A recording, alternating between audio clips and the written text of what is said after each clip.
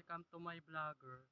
Ito pala ang akin Silka Papaya Deodorant DO. Ito ay pagkatapos mo maligo guys. Ito ay ginagamit pagkatapos maligo. After mo maligo, gagamitin mo na siya.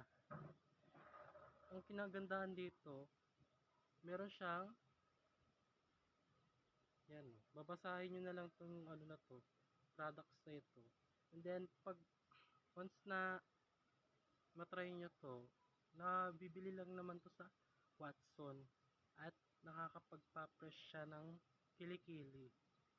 Maganda ito para hindi mag-dry ang skin natin.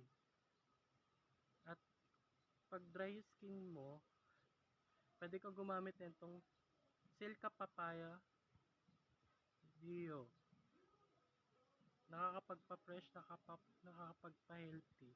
Yun lang guys, see you sa akin next na vlog. Bye bye!